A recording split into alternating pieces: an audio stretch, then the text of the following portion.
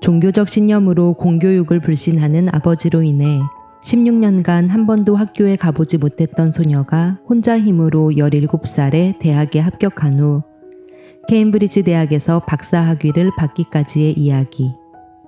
오늘의 책은 타라 웨스트오버의 배움의 발견입니다. 타라 웨스트오버는 1986년 미국 아이다호에서 7남매 중 막내딸로 태어났습니다. 아버지는 세상에 종말이 임박했다고 믿는 모르몬교 신자로 정부를 믿지 않았기 때문에 교육은 물론 병원까지도 모두 신의 뜻이 아니라고 생각하는 사람이었죠. 타라는 1986년 세상에 태어났지만 그녀의 어머니는 병원이 아닌 집에서 타라를 분만했고 예방접종 한 번 하지 않은 채 출생증명서조차 없이 부모님의 일을 도우며 16살까지 그곳에서 살았는데요.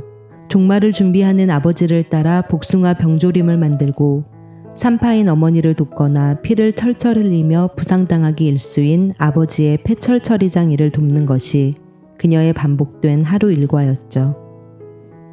친척들과의 왕래도 거의 없었기에 주일날 교회에 가는 것을 제외하면 그녀에게 세상은 가족이 전부였고 아버지가 들려주는 이야기가 대부분이었습니다.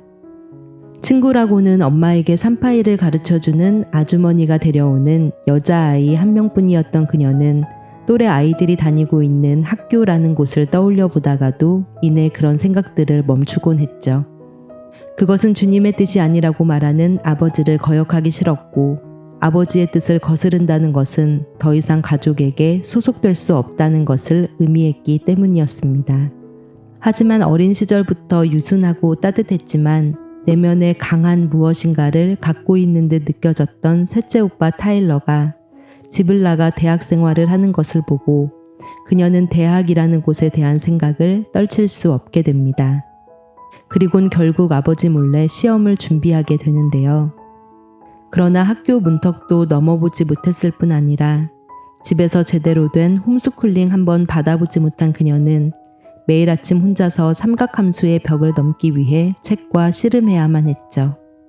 그러나 온종일 아버지의 폐철 처리장에서 중노동을 하면서도 절대 공부를 손에서 놓지 않았습니다. 그리고 드디어 그녀에게 찾아온 대입 자격시험 날.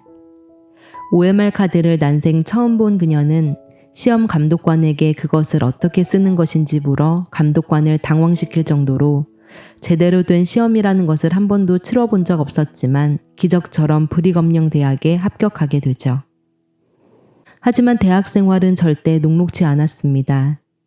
읽어본 책이라고는 성경과 모르몬교 경전밖에 없던 그녀는 나폴레옹과 장발장 중 누가 역사적 인물이고 누가 허구의 인물인지조차 구분할 수 없는 상태였고 그런 그녀에게 당연히 대학 수업은 버거울 수밖에 없었죠. 뿐만 아니라 숙소에서 화장실을 다녀오고 손을 씻지 않는 사람은 자신밖에 없다는 것. 그리고 그런 그녀를 질타하며 탱크탑과 숏팬츠를 입고 있는 다른 여학생들의 모습은 그녀에게 혼란 그 자체일 수밖에 없었는데요. 위가 타는 듯한 느낌의 극도의 위궤양을 겪으면서도 새벽이면 공과대학 경비일을 하면서 부족한 생활비를 채웠습니다. 그렇게 학업에 매진하면서도 여전히 정부의 도움을 받는 것은 주님의 뜻이 아니라는 아버지의 믿음을 떨쳐내지 못해 학교에서 지원해주는 도움을 받는 것을 거부했죠. 하지만 배움을 향한 열정은 그녀에게 새로운 길을 열어주었고 그녀는 곧 케임브리지와 하버드 대학에서 공부를 하게 되는데요. 그러나 이 모든 성과에도 그녀는 전혀 기뻐할 수 없었습니다.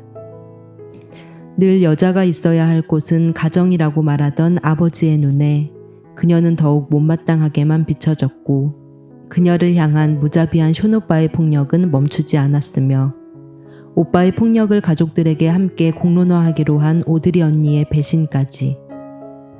학교에서 우수한 성적을 거두고 인정받고 있는 그녀와 끊임없이 자신을 버려야 겨우 소속될 수 있는 가족 사이에서 오는 간극의 크기만큼이나 그녀의 고통 또한 점점 더 커질 수밖에 없었는데요.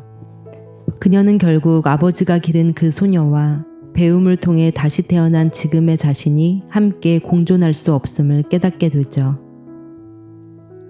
하지만 그렇게 점점 가족들과 멀어져 가며 슬픔을 겪으면서 여전히 가족들을 지워낼 수 없음을 알게 되는데요.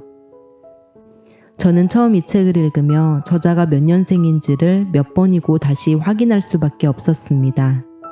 도저히 1986년생의 미국 출생 저자가 겪은 일이라고는 생각하기 힘들었기 때문이었죠. 이 책을 읽은 대부분의 독자들은 책을 읽는 내내 배움과 가족, 자아라는 것에 대해 떠올렸을 것입니다. 저는 특히나 얼마 전 궁금한 이야기 Y를 통해 방송되었던 초등학교 6학년 때부터 15년간 딸을 성폭행하고 4번의 중절 수술을 겪게 한 아버지를 다룬 방송이 문득 떠올랐습니다. 이 방송을 본 많은 이들이 더욱 경악을 금치 못했던 것은 딸의 엄마가 이 사실을 이미 알고 있었고 심지어 이에 대해 아빠와 노골적인 대화까지 나눈 것이 블랙박스를 통해 알려졌기 때문이었는데요. 시청자들의 분노가 극에 달한 이 상황에서도 딸은 아버지를 신고한 후 엄마와의 첫 만남에서 엄마 그동안 많이 힘들었지, 엄마 힘들었던 거 다 알아 라며 엄마를 위로하는 모습을 보였습니다. 딸은 아빠를 두려워하는 엄마를 이미 누구보다 잘 이해하고 있었고 자신이 눈 한 번 딱 감고 참으면 가정이 평화로울 수 있다고 생각해서 그 모든 것을 견뎌온 것이었는데요. 책의 저자도 상습적인 오빠의 폭력을 묵인했던 엄마에게 이와 비슷한 감정을 느끼고 있었습니다.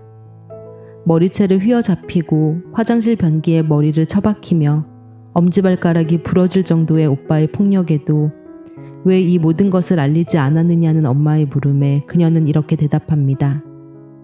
엄마가 아버지에게 너무 억눌려 살아서요. 그리고 엄마에게 자책하지 말라는 말로 되려 엄마를 위로하죠. 자신을 세상에 태어나게 한 자신과 같은 성의 부모인 엄마라는 존재가 자신을 지켜줄 수 없을 만큼 나약한 존재라는 것을 알게 되었을 딸의 마음에 대한 생각이 끊임없이 머릿속을 스쳤습니다. 부모의 존재가 위험에서 나를 구해주는 대상이 아닌 나를 위험 속으로 밀어넣는 사람이라 느꼈을 자녀의 마음이 어떤 것인지는 감히 상상조차 되지 않았습니다.